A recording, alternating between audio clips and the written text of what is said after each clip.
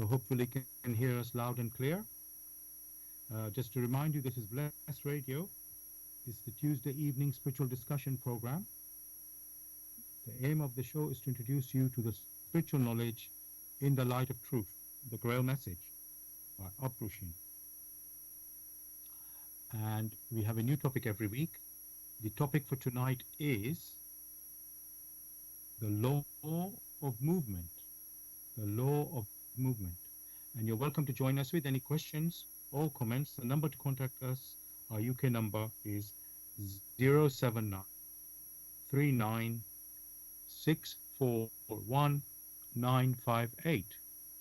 You can call, text, or use WhatsApp. And if you're outside of UK, it is 00447939641958. Again, you can call, text, or use WhatsApp. I'm going to begin with what is the Grail Message. The Grail Message in the light of truth, Uprushin, is a spiritual knowledge of life. It offers an explanation of the world, a picture of creation on the basis of natural laws. Its lectures contain valuable basic elements as a help in life. For through the knowledge mediated, the reader is again brought closer to life and led back to God. The Grail Message deals with important fundamental questions of life by explaining in a clear and logical way the automatic working of the laws of nature, the whole weaving of creation, allowing every process to be recognized and thereby the purpose of our whole life. It is directed at the individual and speaks to the innate experiences of the human being, their strengths and weaknesses. Thus, every reader has the opportunity to discover through the intuitive perception if what is stated is the truth, combining with matter-of-fact reasoning, a complete world picture arises, where there is no separation between the visible world and the great world beyond the five senses, nor any separation between scientific and religious striving for knowledge.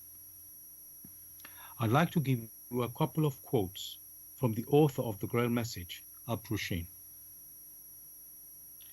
The hearer and reader of my lectures should always work within himself, keenly probing and building bridges from one lecture to the other, as well as out into the great and small world happenings.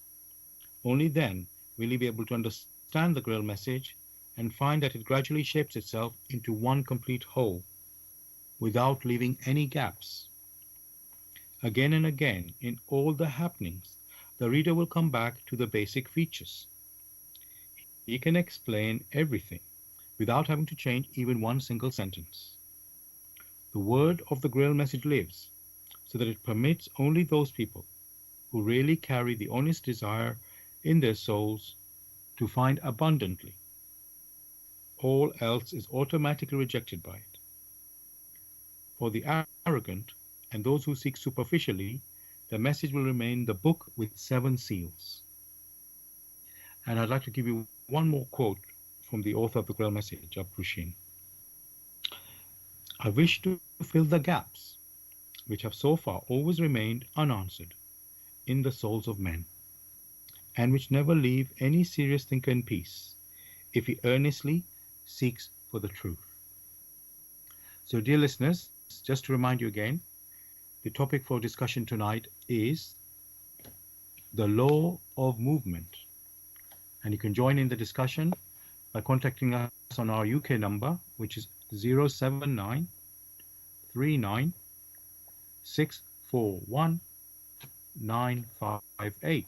You can call, text, or use WhatsApp. And if you're outside of UK, it is 00447939641958. Again, you can call, text, or use WhatsApp. So, listeners, the topic for tonight, like I said already, the law of movement. And I'm sure you've heard us talk about the natural laws and laws of creation. And let's say we haven't mentioned that specifically, that there's a law of movement. I'm just going to briefly mention the laws that we have mentioned. I know you would be familiar with it. We've talked about this law of reciprocal action.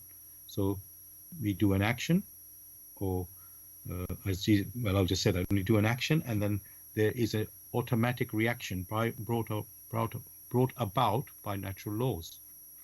Like Jesus would have told us, or Jesus said, "What you sow, you shall reap." It's the same law. Uh, what you sow, you shall reap. And science, we know it as also action. Every action, there's a reaction. It's Newton's first law.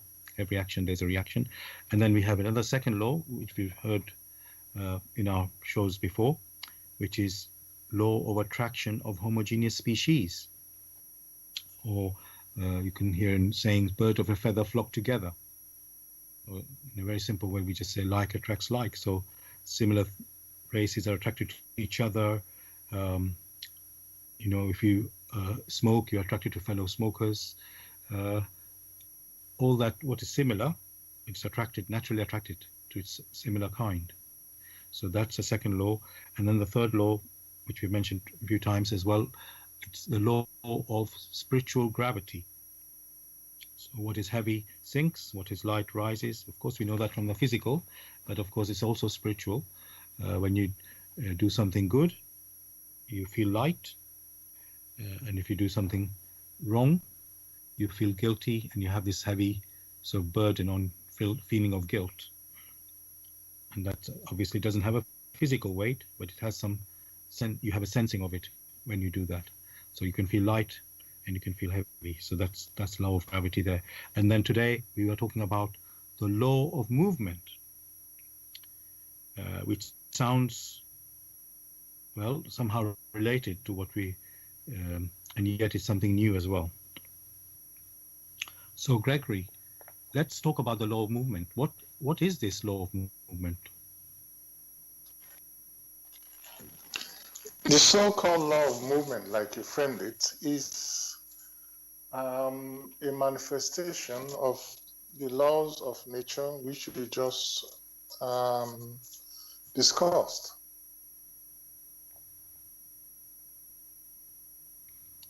Thank you. Okay, so all right, I thought you might add a bit more. Fine. So okay, so you said manifestation of the laws. You're saying law of movement. Okay, let's explore it. So the movement, we see it in our physical world, obviously. For example, we are obviously from going A to B. It can be in a car, it can be walking. So that is a law of movement that we see. And then there's Gregory, of course, the universe, or let's say our solar system. We know that there's the sun and there's the planets, and the planets are going around the sun. So there's a law of movement going on there, like a law of cycle, you could say.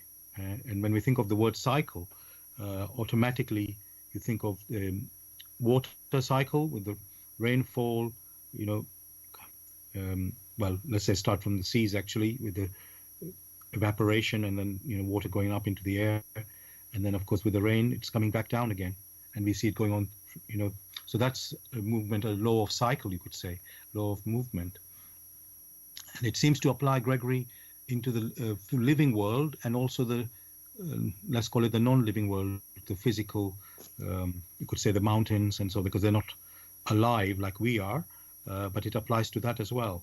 So what I want to ask you, Gregory, is this law of movement, is it partly we have our own movement as individual human beings? We can have, like, it operates like within us, and then there's also maybe an independent movement, like we say, there's planets going around the sun, and so on. So if I can ask you about the variety of this law of movement. So when we normally think of law, you think of something outside of us. So let me just, I just want to clarify this. Is this movement, Gregory, when we're talking about the law of movement, is that something creation itself or nature itself is only discussed in terms of movement or of motion. Where there no motion, or sometimes relative motion, then there will be no nature. Because you mentioned very briefly the cycle in nature and all the things that are associated with cycles. With cycles are vibrations, whether it be the electronic vibration or atomic vibration or most of the things you find here on earth. They go through a cycle. That cycle is, which is emblematic of what you mentioned in the law of creation of a combination of attraction of homogeneity at the same time of sowing and reaping. One can already see that cycle there.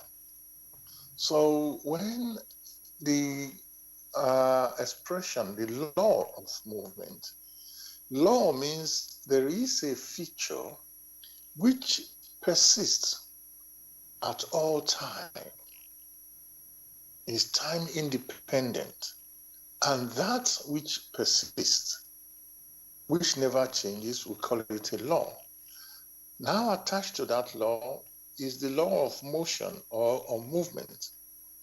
That motion or movement is also tied to sowing and reaping, all right? Whether it be tied to our thoughts or to the spirit.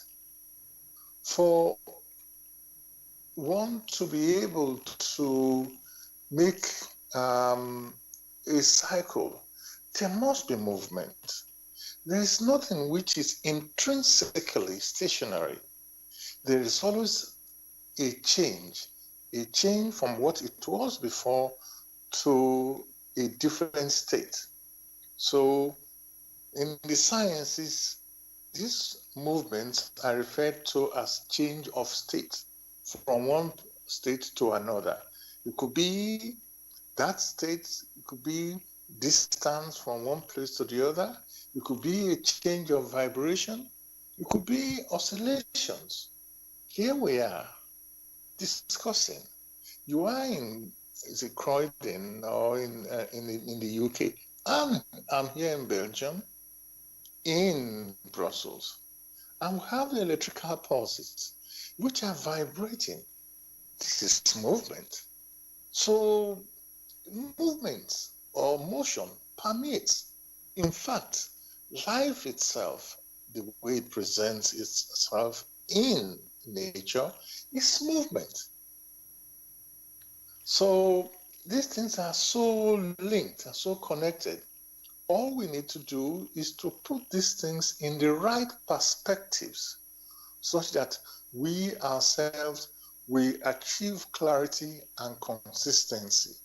Only then are we able to make use of it, because deep within us we now have clarity and know that movement or motion is continuous. There is no stoppages. Whenever we try to sort of oppose the direction which nature is pointing at, then we run into problems. Thank you for that, Gregory, because that really highlights that. Um, I mean, when we pointed out, when we talked about cycle, that is always some emotion going on there. And now, when I think about it a bit more, that is what life is. It's always uh, something happening. You're never standing still, like you said. There's no stagnation there, and even the non-living things that we call, let's say, the landscape and rivers and surface.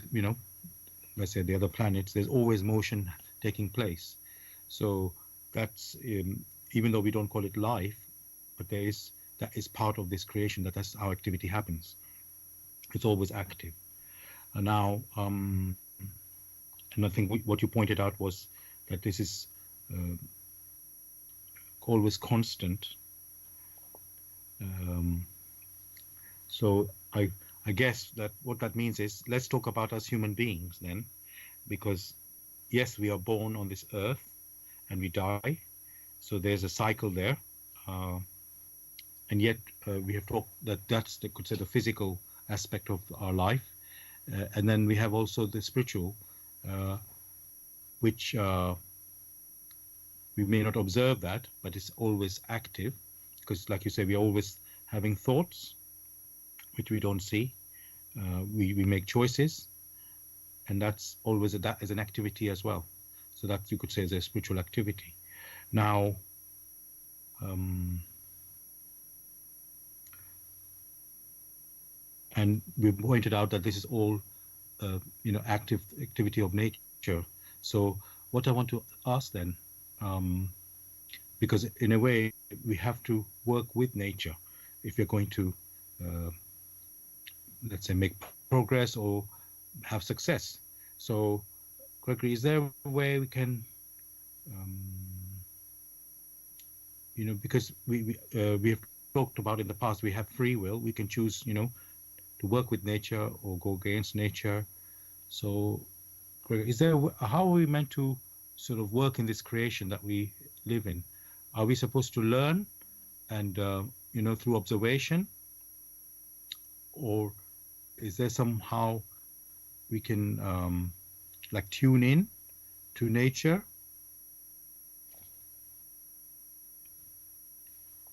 I'll just repeat that basically. If, if okay, go on. Yes, so I wasn't sure if you heard me. So basically, Uh-huh.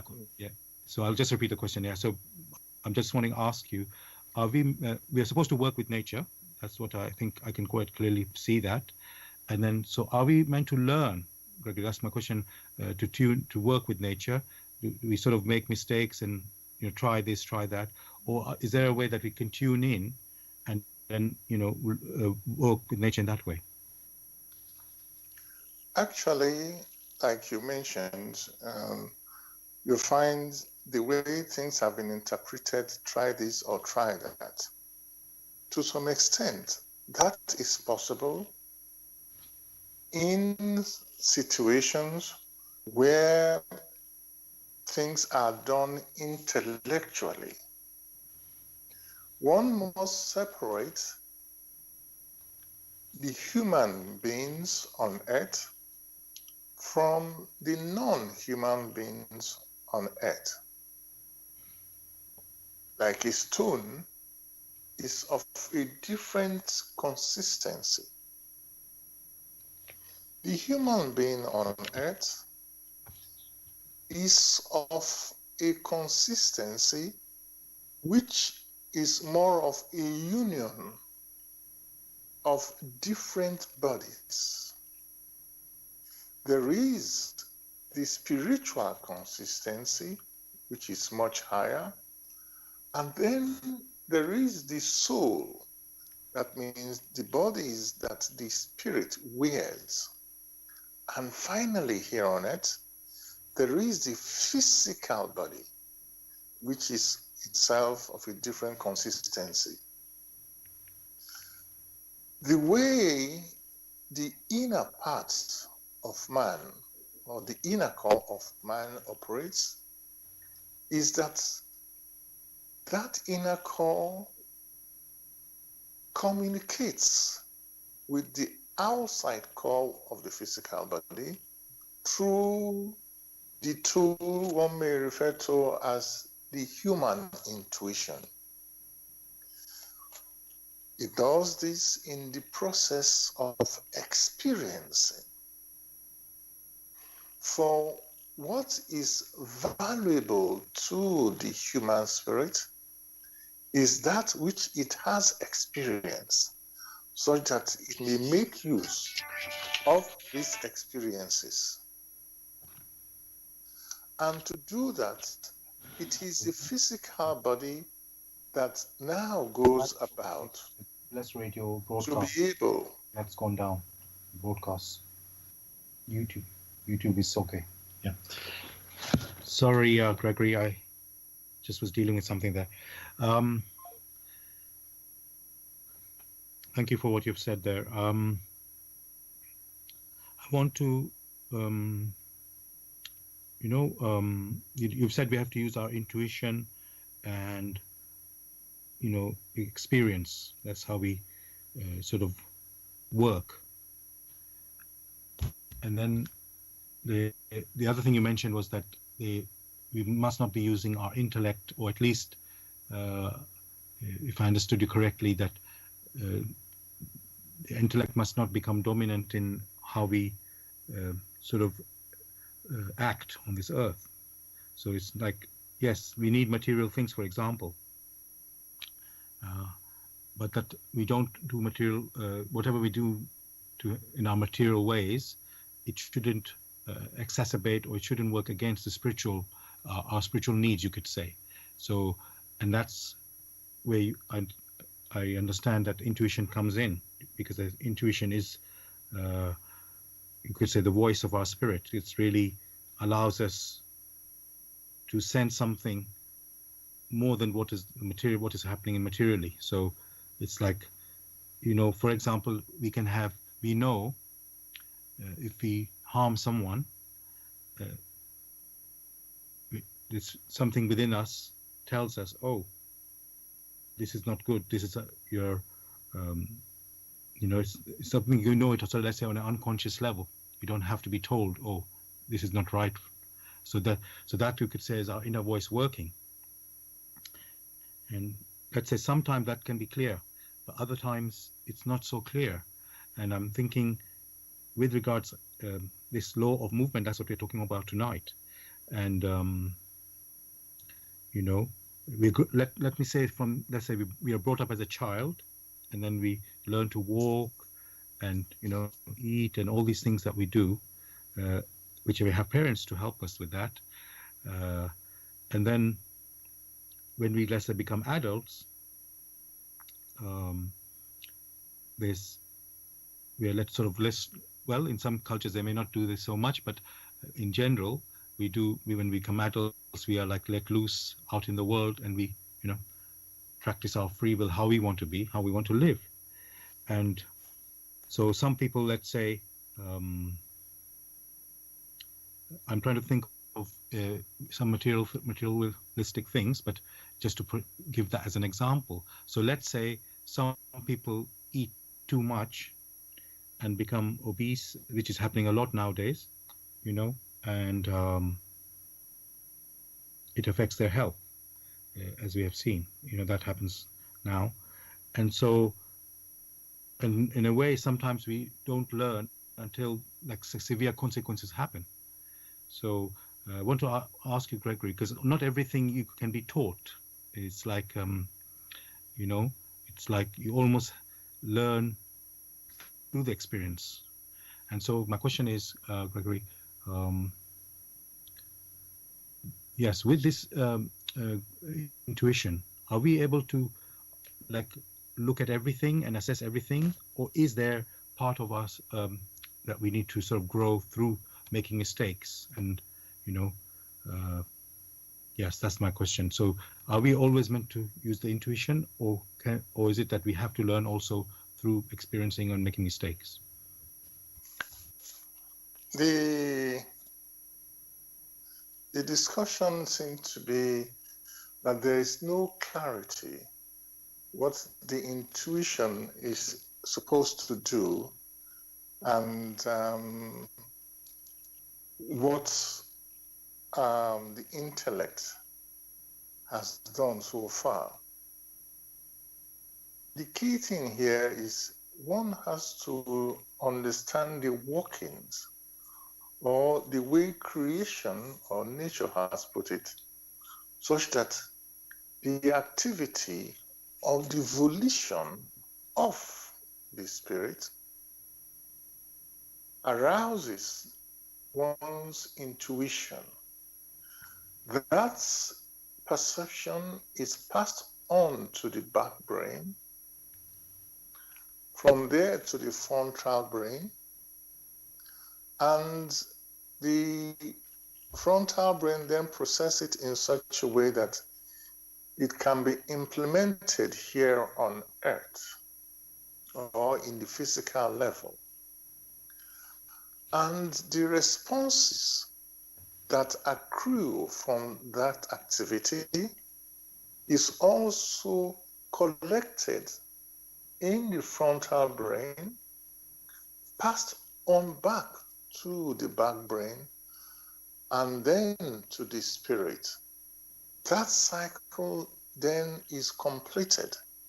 The spirit then makes use of such as an experience to be able to comprehend creation or nature better. That is the way it's supposed to be. In such a way, errors are minimized. For, very simply, the human spirit, who in its volition understands automatically that he or she is not alone and sees fellow other human spirits striving to experience. If those others went about in such a way as to obstruct it or to ensure he or she is unable to experience, that particular human spirit would not call that a good experience, because it means it is unable to do that while it has incarnated on earth. So the human spirit already knows that it is not right. One should not obstruct others, whom, like him, are striving to experience and understand nature or understand creation. There are different aspects of nature, different categories which the human spirits need to experience in form, in color, and different. These are the different areas it needs to experience.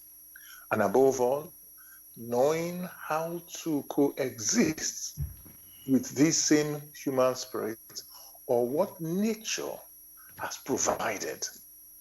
That is what nature points out, which many human spirits automatically to grasp. However, you have the scenario where that cycle, which the human or the spiritual volition initiated, that's supposed to come and then is manifested in the physical. Now we have results now coming back, being stuck in the intellect. It means the intellect does not radiate these experiences back to the back brain and then to the spirit. Or in some cases, you find that the spiritual is indolent, not vigorous enough or diligent enough, in which it leaves the decisions now to the frontal brain. These are the areas that causes the confusion. So as long as man knows that the intellect is only a tool to be used here on earth, and when it has experienced and is to leave the earth, the intellect, which is a product from the physical body, does not exist. Then you have the scenario where, because the intellect have not been cooperative, coupled in hand with the spirit being indolent, you have the spirit, the human spiritual, not matured enough to move forward for further experiencing. In that case, it might have to, if granted the opportunity, to incarnate again or to reincarnate in order to sort of fill that gap which it has missed because it has squandered the time granted to it. Only the grace that had been provided in nature, provided by the Creator, makes it possible for the human spirit to experience right again by coming back to incarnate and having the tool of the physical body to make use of. So as long as there's clarity that all this where you say, oh, I have to make mistakes, it doesn't have to be so. It doesn't have to be so because the human spirit is more than what you see as mere physical body, is more than the animistic, is granted the free will to be in accordance with the laws of creation through which it came into existence. How it uses this free will is a different matter itself. And that is where you find all the so-called inequalities here on earth or in the beyond. Thank you for what you've said, Gregory, because you've explained at length the process of how the spirit works in our body. And so there's, you mentioned the cycle, how the spirit works through the intuition and through the back brain, passing on the pictures onto the frontal brain, which is where the intellect works. And so you've actually explained the whole process there. And what I see clearly is there has to be a harmony in the working, and also there has to be, you could say, like a balance. You don't overuse your intellect. Like you say, you mentioned about when we are, my question was about, do we learn by making mistakes or do we learn by tuning in? Well, of course, if we are tuning in, then we're less likely to make mistake, of course. So, and it's not meant to be that we make as such, keep making mistakes. Is by, the tuning in helps us to do the right thing in the first place. So yeah, thank you for clarifying that. And the other, I mentioned harmony, but also I just saw there, we were talking about the law of movement, but in a way there's a law of balance as well. Everything in proportion, we have the physical body, and then, you go and do some work, and then you have to have sleep, you have to have rest. We can't be active all the time on this earth physically. So there's a balance there. And what it also made me think, Gregory, that, in the world of today, there's a lot of stress where people are trying to earn money to live, and focusing a lot on that, their efforts into that, and then they can get, in that maybe depressed because they can't deal with what they're having to, what they're going through. And so again, it's like, it's again, everything again has to be balanced. I know today is about law of movement, but it's like moving your body and having all your activities must be in a balance. So what I want to ask you next, Gregory, when we do, let's say, our work, and then, we know already, if you, let's say, the normal working hours are 36 to 40 hours in a week. That's let's say the standard we have in not everywhere, but let's assume that. And then when some people are working 70, 80 hours, this can be out of choice. This could be out of because they have the employers demanding this. So what I want to ask, Gregory, is there like any, people can do that for a long period, and then the consequences may not happen immediately. It might happen, let's say, even maybe years later, 5, 10 years later, the consequences of the overusing your body. So My question, Gregory, would be, uh, when we is there a certain type of work we shouldn't be doing, maybe, or that is not beneficial for us? How do we, you know, because how do we work out when something's, let's say, pushing us away from the balance, and because when you're young, you have a lot, you have a lot of energy and a lot of strength, and you can take a lot of things, and even they eat, let's say, um, I don't want to pick any particular food, but lots of not so healthy food, and then somehow you get away with it when you're young, and then as you get older, maybe 40 years old and above, and then your body's changing somehow, and you can't sort of do those things when you were young, as you were younger. So, um, so Gregory, is there some way where we can sense, oh, this is good for me, or yeah, or it's not good for me? Actually, again, you will find that the laws of nature points out very clearly how things should be. What has always occurred is that it is ignored. When one is young, all the activities or all the faculties provided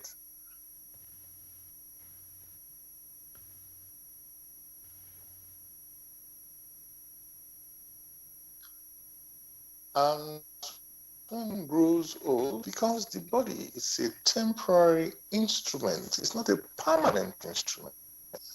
Find that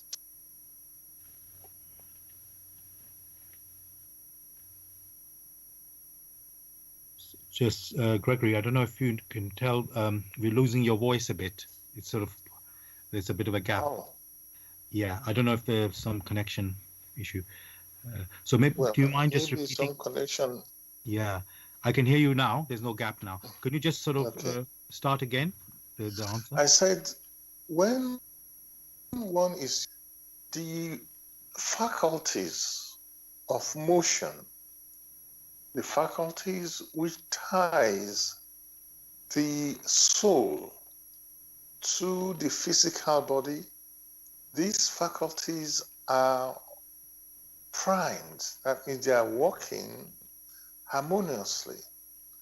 But at the same time, one should know that the physical body is not a permanent instrument. It is a temporary instrument. That means after some time, sometimes 50, 60, 70, 100, it now gives up, depending on how we ourselves have made use of this physical body. That being the case, you then find that in our experiencing, we have to ensure that these things are done in such a way that it is not going to cause us any problems in the future. But the challenge is always that even at the initial stages, these things are drawn to excess. Of course, there are features which keep reminding us through one's intuition not to overdo certain things. You took the example of a child. The child, when you give the child some sweets, it will prefer to keep eating sweets because they are very sweet, and wouldn't want to eat the normal food which will give it strength. Because at that stage, that's its level. All right? It imitates and copies people here and there. Whether it is good enough for it is not fully aware until it attains adulthood. That is where parents come in, advising it to choose this and not this. Things should be moderate. But when it gets to adulthood, then the free will is now fully operational, where it should be listening, or the feature of the intuition will become very glaring. The error has always been that the parents or the carers who have no idea of what intuition should be doing because they themselves did not practice it, could not mediate such knowledge to the younger one. And because of that, harmony then breaks down, for the younger one has not seen this feature being exhibited by the carers. For if they had, it would have copied. So there is always a feature that's of one's intuition that will help to moderate. Human spirits are not just left into the wild to do anything which is going to cause confusion to them. After all, they themselves will reflect very carefully that they are creatures. They did not create nature, but they themselves are products, albeit the physical body is a product of nature. And therefore, the laws of nature through which they came should already have features which they themselves can make use of at adulthood. And those laws that you have mentioned help in ensuring harmony, ensuring balance. For wherever there's no balance, there can never be harmony. Thank you for that, Gregory. Dear listeners, you're listening to Bless Radio. It's the Tuesday evening spiritual discussion program. The aim of the show is to introduce you to the spiritual knowledge in the light of truth, the Grail Message by Abrushin. And if you're interested in getting a copy of the Grail Message or want some more information, you can go to this website, which is www.grailmessage.com. I'll spell that, www.grail, Grail, message, MESSAGE.com. And the topic we're discussing tonight is the law of movement. The law of movement. You can join in the discussion with any questions or comments. The number to contact us, our UK number is 079 39 641 958. You can call, text, or use WhatsApp. And if you're outside of UK, it is 0044 79 39 641 958. Again, you can call, text, or use WhatsApp.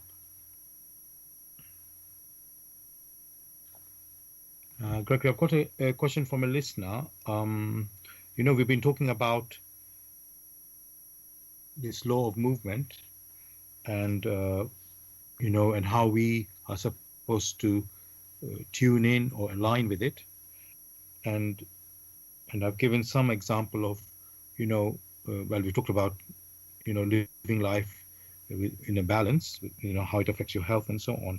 So the question the listener is asking here is, what happens if we try and stop the process of this law in any aspect of life? So it's a bit of general question. So what happens if we try to stop the process of this law in any aspect of life? That is a very good question. What happens when we try to stop this process in any aspect? One, first you understand that nature works effectively in harmony with the contents in nature.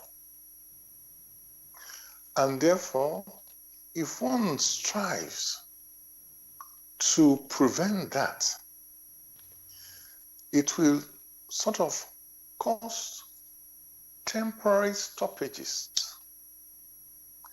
When it causes temporary stoppages, then you have some illnesses will now be precipitated for what has happened.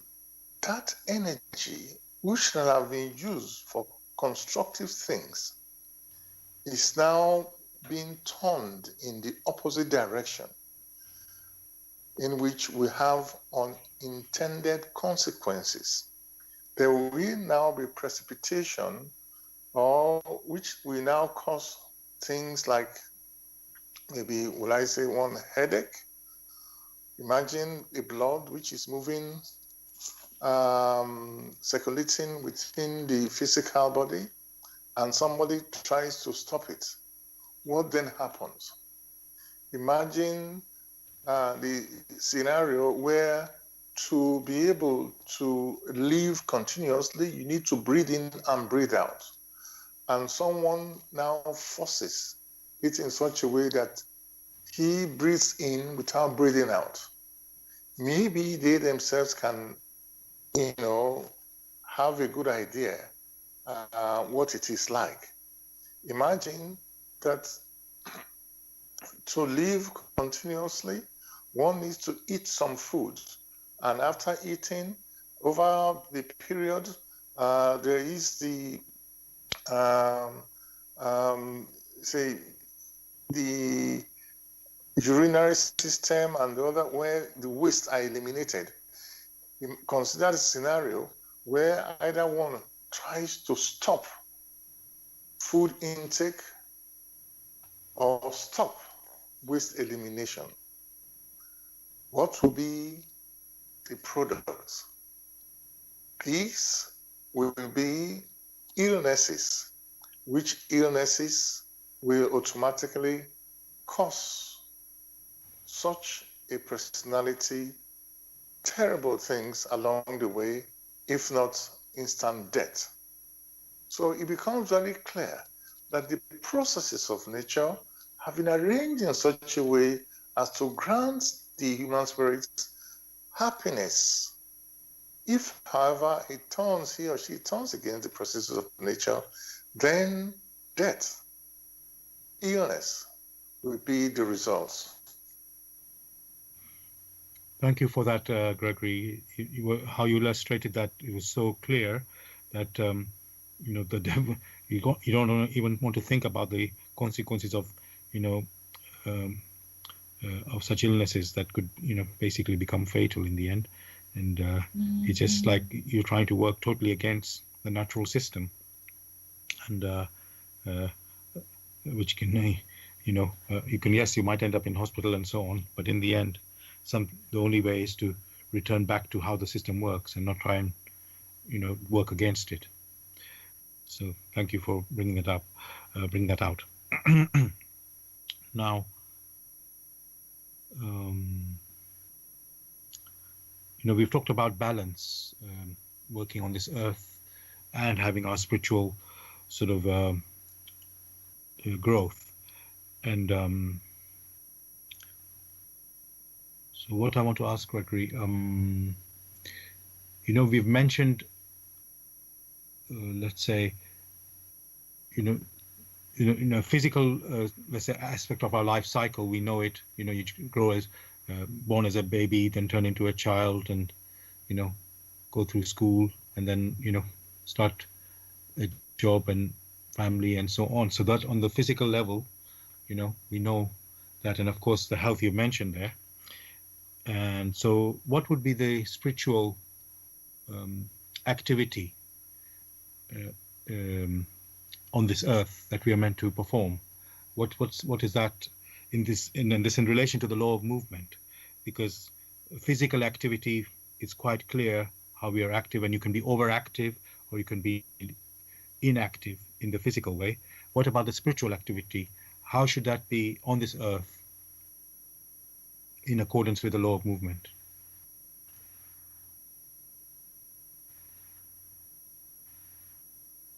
Oh, you're on mute, Gregory.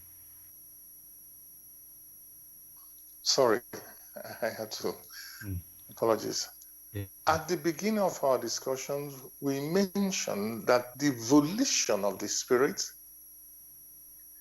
causes the human intuition, and that human intuition impacts on the back brain, and from the back brain, it now comes to the frontal brain.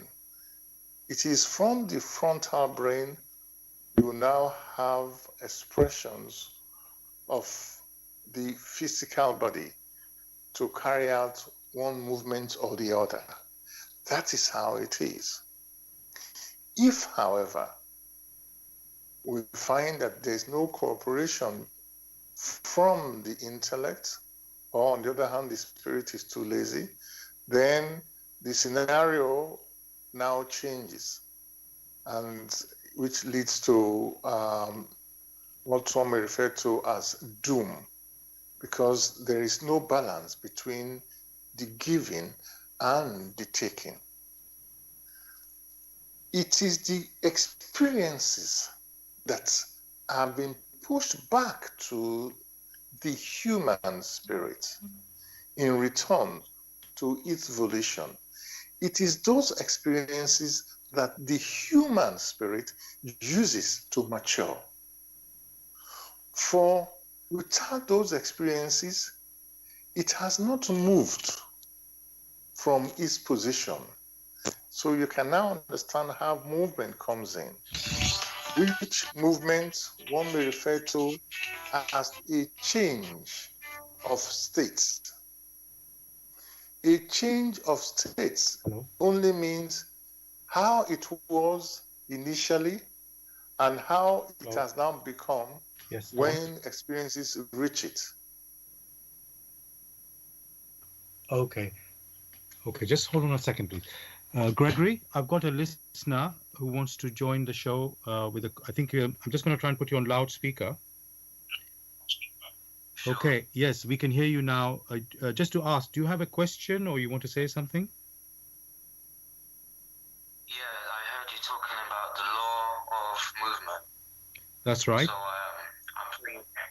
so I'm new to this, and as somebody that's interested in this kind of knowledge, I just wanted to join in the conversation. Sure. Okay. So did you have, at the moment, do you have a question or you want to say something at this moment? Okay. Yeah. So what the law of movement? Where is this a philosophy from a certain group of people, or is this something that you have yourself thought of and you have noticed about life? Okay, very good question. So, Gregory, do you want to take that question, or would you like me to say something? Can we repeat the question so that it becomes clear to many who are listening? So listen, I'm just going to repeat your question so that everybody can hear the question. So you've asked that this law of movement, is that from, let's say, something that we are just talking about, like our own discussion, or is there something, let's say, let's say knowledge or something that we are getting this understanding about the law of movement? Is that a fair way to put that question? Yes. Yeah. So yes, Gregory, did you hear that? Yes. One must say very clearly, in this scenario, one is looking at nature, the features of nature. So the features of nature are real. They are not a philosophy. They could not be a philosophy. For in nature, like we have discussed, we have that what is referred to as living things, they are able to breathe in and breathe out, or to exchange. If we are taking the human beings as example, the human beings, they are able to take in food or take in air or oxygen, make use of it, and then we'll have the process of waste elimination. This sort of discussion cannot be a philosophy because it is real. It is a reality in life. That is what one is referring to here. And the basis of our discussion are those features in nature which themselves do not change. And these features, like my other colleague has mentioned, are referred to as the laws of nature. Laws in the sense that they do apply to the smallest particle and at the same time apply to the largest, be they human beings, be they nature, like you find hills and dales and trees, be they the universe. Because these features persist again and again, we are bound to call them laws.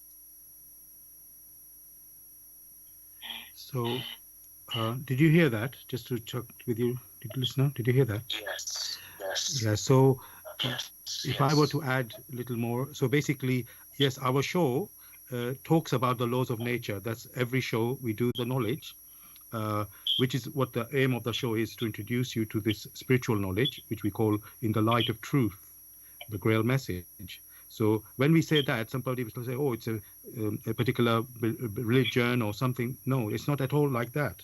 It's simply a knowledge of nature given in this teaching called the Grail Message, which is so there is a teaching as such, but not it is not to be taken as a, let's say, uh, a blind faith of theory. You are meant to examine it, and then you take what should make sense to you, not because somebody said this makes sense.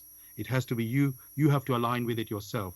And just to add a little bit what Gregory said earlier on, there's a gift that every human being's been given, and it's called intuition.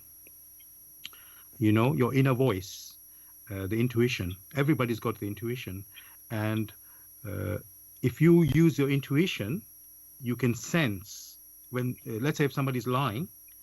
You don't need always evidence to prove somebody's lying. Yes, you can sense it. So this is how let's say this is a gift that every human being has, this intuition. If you apply your intuition, right, you will see it, sense, oh, does it make sense? So the law of movement is not, no, it's, you can just look at it yourself. Oh, is it real? Is that really happening? You're breathing in and out. That is a movement. Or you have blood going around your body. This is I mean, I know that is sounding a bit scientific, but you can see that this is something real. Yeah. So I would say it that way. So just this thing is, you will say you have to, it's like a growing process. You won't know it immediately, but, uh, but the more you apply the intuition, the more you use your intuition, you can get answers to your own questions. So basically, life is a journey of exploration. You are going to learn and grow through through experiences of life. However, you also can answer the questions within yourself, and the intuition is the route to your answers, basically. Yes. Yeah. So that, I hope that's in a nutshell tells you, because this knowledge, what we are sharing, there's so much detail, specifics that we can go into, but to start with, we just have to keep it very simple. And we urge everybody really to look at it themselves, examine it themselves, because each of us has different questions. So yeah, is there anything more? Anything specific you'd like us to talk more? Sorry, may I come in a bit? Okay, sorry. Gregory wants to say something. Gregory, go ahead. Yeah, in the discussions and in your question, one had the notion of philosophy. Philosophy does not refer to factual realities. What we have mentioned so far or discussed so far are facts and are real. Long ago, many didn't understand that the blood flows in a cycle through the body. But now, with better knowledge, it is a fact. No one argues with it. And therefore, some things which in the past were only suspicions, but with further investigation, that is what the human spirit is supposed to do, it has become a fact. Only when you yourself investigate these things using not only your intellectual capabilities, but also your spiritual capabilities, or to put it very clearly, your intuitional capabilities, only then can you draw conclusions and find the consistencies.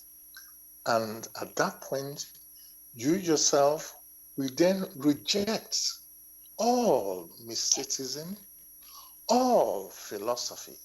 For what is discussed here are facts and realities.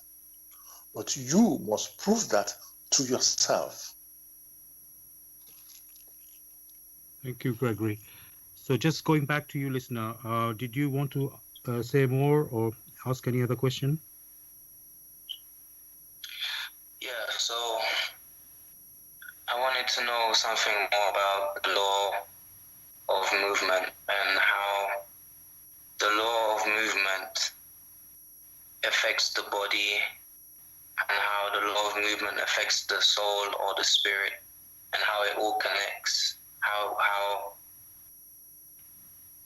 Right. What things we should do to be in harmony with the law of movement, and signs to look out for if we are not in accordance with the law of movement. What those be? What would that look like? And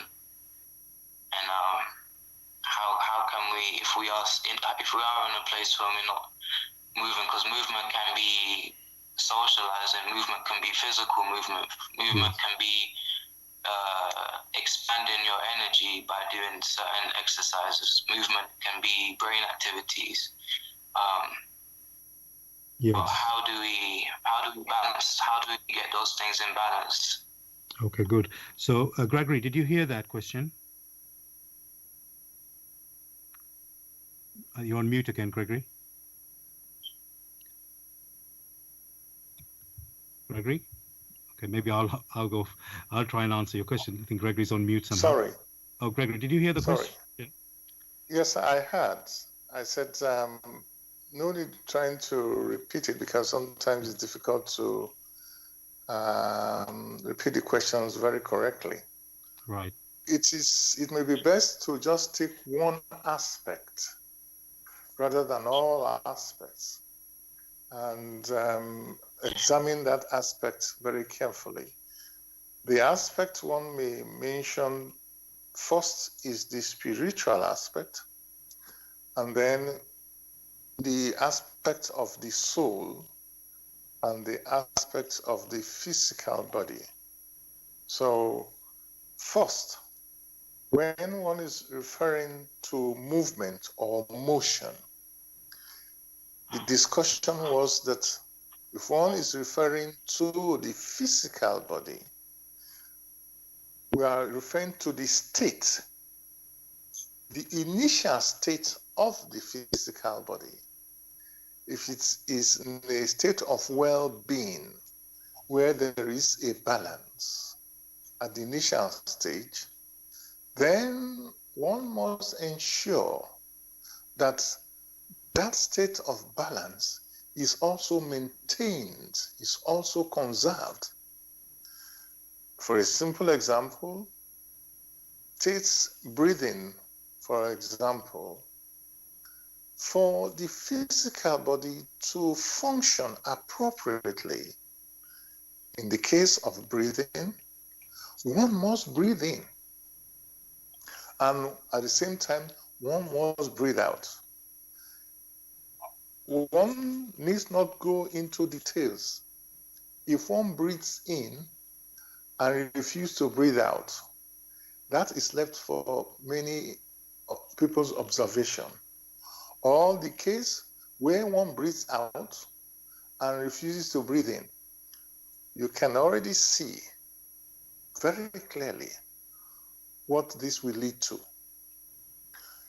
In a different scenario where one is able to take in physical food, material food, which is necessary for the maintenance of the physical body, the case where one takes in food and yet is unable to, after making use of the breakdown and exchange of, of this product, to excrete the excesses. One can only imagine where that one will lead. The same thing can be, the same example can be taken in different areas. If one now moves to the soul, by soul, one is talking about the spirit personality that is wearing different clothes or different material, because it has to journey from one place to the other. We're talking about the law of movement or the law of motion. Motion is a change of state. How it was in the beginning, and does it remain the same thing, or has there been an improvement or no improvement? Of course, if one has initiated a journey, it is not expected that in the pursuance of that journey, one sits in one place and not make a move. Therefore, it is imperative that the human soul, the core of which is spirit, keeps radiating, and therefore there must be movement. That the scenario of the human spirit keeps radiating means there is movement. Otherwise, if it stops radiation, then nothing happens.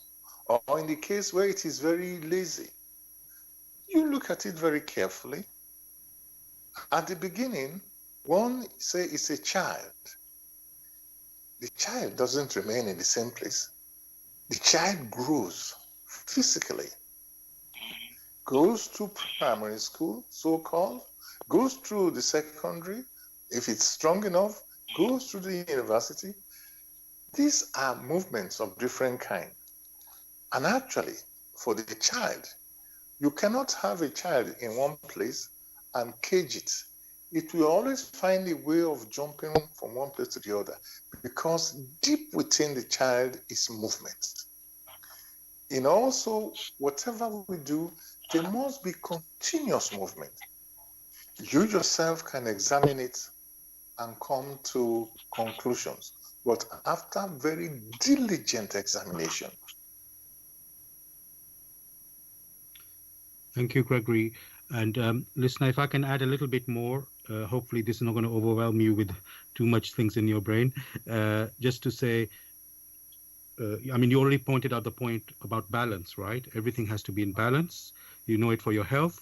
You know what you eat. You can't overeat, or you must eat what is right for you. And now each person, they say one man's food is another man's poison. So not everybody should be eating the same thing. I mean, yes, in general they may be, but what is suitable for you may not be suitable for someone else, and so you've got to tune into what your body needs, right? And you will know it because the way it will react with you. That's how you can say the movements. You will know from that type of thing.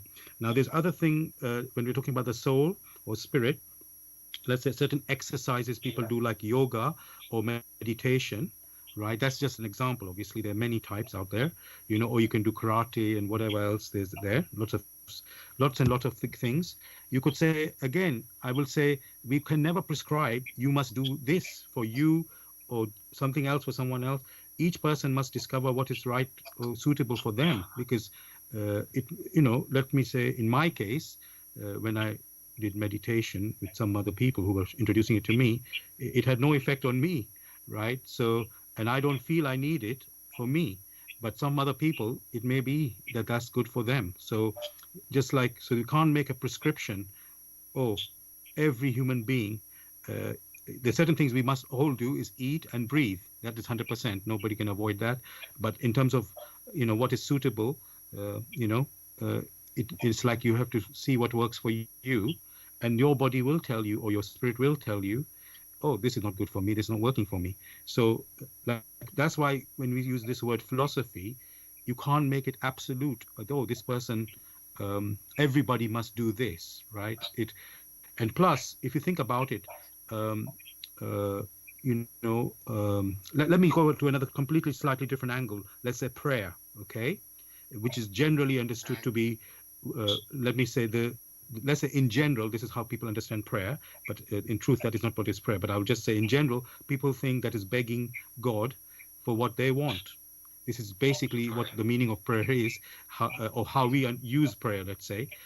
In reality, prayer should only be thanking God for all the blessing that he's giving us. Even if we might be suffering a bit here or there, it's actually the only real prayer is meant to be thanking. But let's just say the usual way we understand prayer is that we are begging God for something that we want, right? So does that mean and so let's in some teachings or some whatever practice it is, you must pray on a particular time, a particular day, or something like that, uh, right? And do you think, well, does that apply to every single human being? It must be that way for every person, or is it flexible?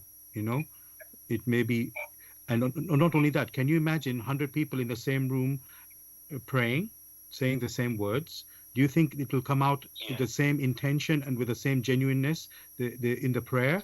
That whatever they're saying, it could be begging, it can be also asked thanking God. Will each one of these 100 people, if they do it together, will they all be of the equal? Will it all be sincere and genuine in every case? You can imagine the answer. I think I don't need to say it, right? So this is a living. The whole thing is meant to be living. You cannot say, give a recipe and everybody has to do that like a robot, follow that recipe. No, that is not alive. That's not living. And in the end, if you're praying that way, do you think it's going to be answered, the prayer, if it's not genuine? Of course, you can be sure it will not be answered. So in a way, every question you can answer it by yourself, in the sense of that you just think about it, sense it within you. Does that make sense? Does it not make sense? And the whole idea is, this is where the intuition has to be acting. Now, the main thing with us people, as human beings, we have been living not acting that way. So that is why, in a sense, the everything has been provided. However, do you know how to apply that, how to access that? And I will say most of us are so disconnected that it does. We are not doing that. We're not only we are unaware of how to do it, but and yet the most it's the most simplest thing actually. When you really use the intuition, it's the most simplest thing to answer any question. However, yeah, really, it is that easy. However, you're out of practice. However, you're not even aware. Did you know? If I ask the general public, do you know that you are actually a spirit, a soul that is living in your body? That is not you. The body is not you. It is actually a spirit. Most people will haven't got a clue about that. It's not something they will even think about. They just think the moment somebody is dying or has died, they're grieving. And if you know that a spirit is not a physical body, it's a being inside. Can I add to this? Yes, of Can I add course. to this, what you're saying? Yeah. So you just said that the soul and the spirits and stuff like that, right? And we are high and all. This is adhering to the law of movement. everything must be moving. Movement is the only real thing. Mm-hmm. So movement is law. I mean the law of movement, but then movement is law. Yes. So I was saying I was now ending. So even in meditation, if you're sitting still, the movement now is direct. Just to let you know, oh, I think we're losing you. Hello? Hello, are you there? Yes. We just lost you for a last few seconds. Yeah, we can hear you now. Go ahead. Yeah, go ahead. Yeah, so I was saying, you could be sitting still, and then people would say there's no movement there because you're sitting still. But the movement now has turned to the mind, and the mind is the mind is more connected to the spirit or the soul. Mm-hmm. So now you're moving in that way now. Right. Now we really do understand that movement is the only thing. Movement is law. Yes. Yes. Mm-hmm. So yes, I mean, we can go a little bit more into specific about that because let's say there's a structure. I won't, maybe not, I don't know how much detail we can go in this today, but yes, there is a movement, and then because that's, you could put another way of movement as activity, right? And there's a physical activity, there's a spiritual activity. So those are different. Let's say, I'm going to put it in this way: there are different materials. It's not probably the perfect way to put it, but let's say there's a physical material. And there's a non-physical material. I don't really mean material because spiritual is not material at all. The physical. We live in the physical world, and then which is all. Let's call it matter. The world of matter. That's what we live in. However, let's say our soul or our spirit is not matter at all. It has nothing to do with matter because matter, all of this matter, has a finite lifespan, right? And then there's this. Let's call it non-material. Being, the spirit or the soul, that it is without going too much into it, it's sort of eternal. So it's not, that's a totally different material. I just want to make it a distinction between the two things. One is, let's say, physical, and the other one is non-physical. And there are two different. I'm going to use the word material just to make it easy to make it clear. So I mean the other word we could use is species. They're different species, right? But that doesn't quite make it as clear as I would like. So there's a physical matter, which of course you can see like a solid thing, or even atoms, which you can't sort of see. So there's that level, and then there's the non-physical. This is just to simplify it. The reality is a bit more than that. So just to get the comprehend that, and then movement is just the activity. So there's a physical movement, and then there's a spiritual movement. So, yeah, yeah. Yeah, but again, that's what I would say is, I don't know if I should just maybe share something, which little bit because. Sorry, Mr. Farouki. Yeah. Sorry. Go on, Gregory. Yeah. Can we, because there are many other questions that need to be dealt with. Sure. That is why one tries to freeze instead of a very long, continuous explanation. Yeah. I'm quite sure the gentleman is perfectly capable of further investigation. Mm-hmm. So things should be given in bits of tokens such that each person is granted the opportunity to reflect, so that you can touch different areas. Otherwise, many of the things which we wish to do, we won't be able to cover it today because we only have 15 minutes left. Yes. So one may ask the gentleman to make it available for itself and examine it, and then questions subsequently be taken from there. If I may ask that, please. Okay, so what I will do, I just want to tell this to you, listener, and also to the other listeners as well. So basically, the aim of this show is to introduce the Grail Message in the light of truth, which is a spiritual knowledge of life. And what we are doing here is an introduction. So basically, we and every person in a way needs to check themselves what is the we are just sharing our understanding of this knowledge. So I will just say this a little bit of introduction, well, a few words for everybody, which is to say that if anybody wants to know about the Grail message or wants to get a copy of the Grail message themselves, they can go to this website, which is www.grailmessage.com. I'll spell that.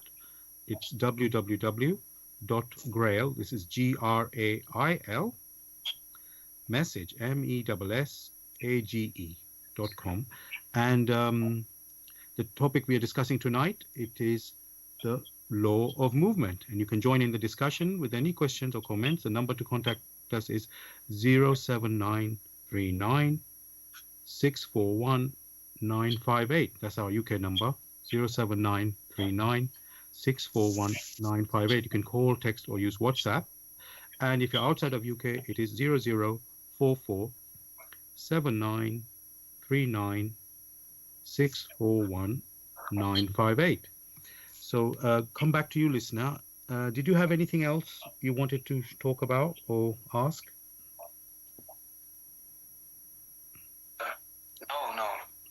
Okay, very good. So yeah, please do, if you are able to, have a look. You can go to this website, like I mentioned, just to get a bit more. And if you have any further question, you can contact me on this number as well. So, even outside of the show, that's okay. You can just contact me like that. And this show is just, I know we haven't heard from you before, so just in case you didn't know, we do this show every Tuesday, 6 p.m. to 8 p.m. On Bless Radio, of course. So so you're welcome. No problem. So thank you so much. Actually, you really, how can I say, gave us a good opportunity to go deeper. First of all, address your question. That was very nice for us to have that opportunity, and then hopefully we answered your question, which is of course what we're meant to do. And and hopefully you found that something useful there. Yeah. The idea I is find that when I'm asking a question sometimes, for me, like I'll ask, and the answer for that question maybe for somebody else. So exactly, you're helping other people. Absolutely, 100%. It's not only for you. That's very good. Okay, so yeah, thank you for joining us. And then anything else, please do contact us again. No worries. Okay, Thank you. worries. Take care now. Thanks a lot. Bye. Bye. Thank you. Bye-bye. Bye now. Bye. Okay, Gregory. So let me continue with some other questions. Let me see if I've received anything while we've been on there. Right. Okay.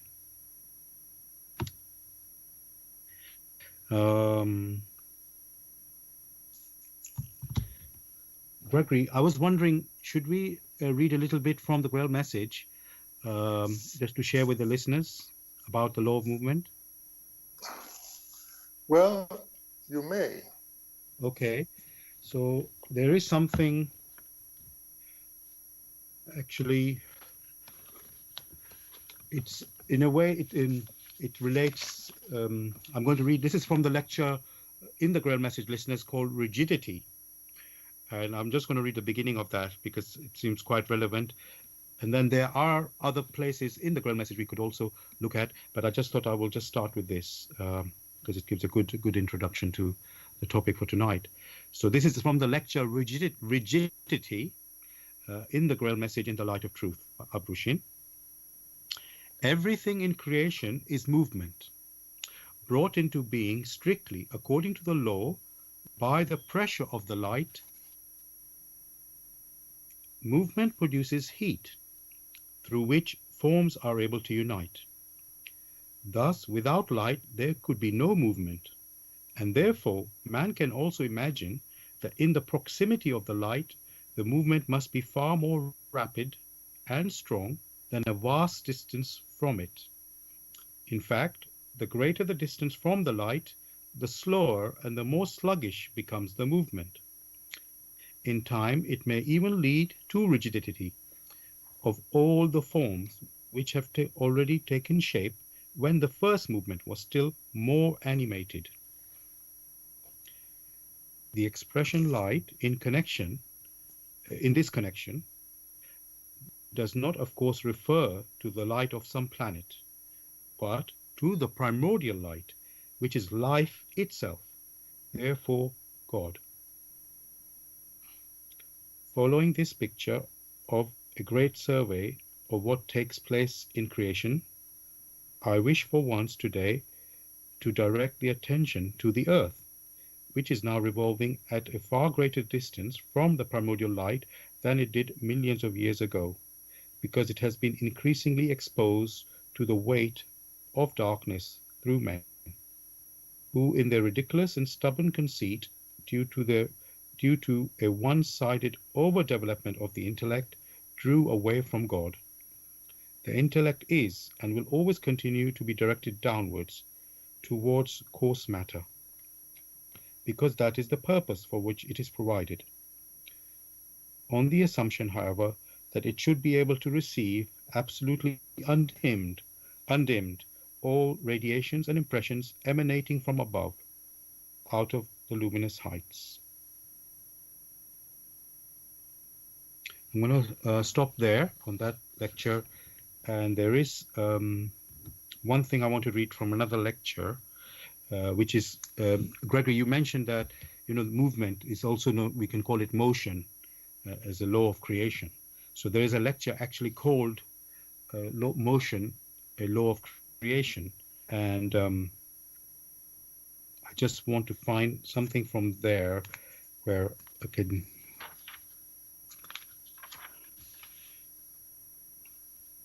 Yes, I think I will read the beginning of that again, of this lecture as well, just a little bit.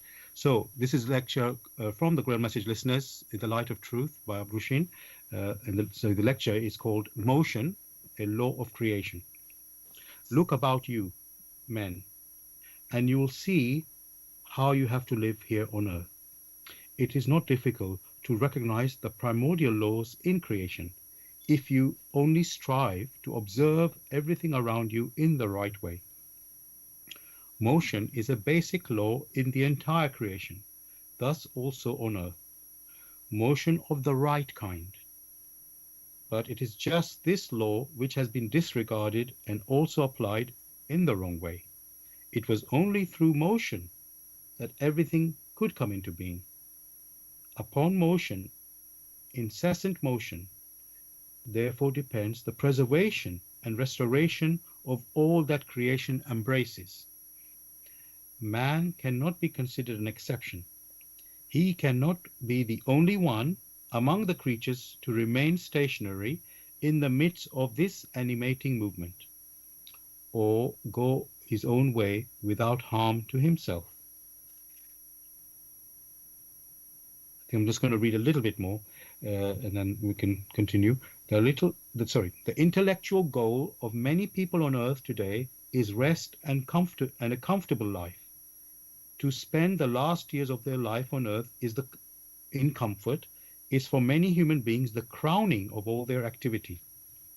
But what they are longing for is poison, and they bring about the beginning of their end therewith. Surely you have often heard it sympathetically expressed in cases of death. He has not been able to enjoy his rest very long. It was only a year ago that he retired to private life. Such remarks are very often made, no matter whether it is a businessman, an official, or a soldier. As soon as a person retires, as it is popularly called, he quickly begins to decline, and death is not far off. He who observes his surroundings with a keen eye will notice much in this respect. He will see that he experiences such things surprisingly often, and he will finally search for a very definite reason for this and recognize a law governing it. I'm going to stop there. So, Gregory, yeah, maybe we can sum up because we just have 5 minutes left, actually. Gregory, would you like to say anything about the topic for tonight, the law of movement? Well, basically, motion or movement is an intrinsic feature of activities in nature itself. That intrinsic feature also abounds in one's spiritual life. What we have in the walk in the light of truth helps to show how that particular motion or movement should be implemented. So the wish here is for many to find their way to the walk in the light of truth, the Grail Message, and examine it. That it's in itself is motion. Thank you for that, Gregory. Yes, listeners, I hope you have enjoyed our show tonight. And again, apologies at the beginning, we were having technical issues, so we started a bit late. But hopefully, you did find the subject, the law of movement, interesting. And I would say something that opened your eyes to appreciate that what exactly is this law of motion and movement. We hear it maybe sometimes casually, but actually it's a fundamental aspect of life, and which maybe we are not appreciating what actually it is. And if we can if we get to know it deeper and to tune in with it, then the benefit is enormous for everyone. No doubt on that. So yeah, again, thank you for listening to us tonight, listeners. We'll be back again, as usual, with next Tuesday, 6 p.m. to 8 p.m. with another new topic. Just to remind you, if you are interested in getting the Grail Message or having more information, you can go to this website, which is www.grailmessage.com. I'll spell that: www.grail, Grail, message, MESSAGE.com. Thank you again, listeners, for being with us. I wish you a great week. God bless. And everyone, just wish you all the best in your journey of life. Take care, everybody.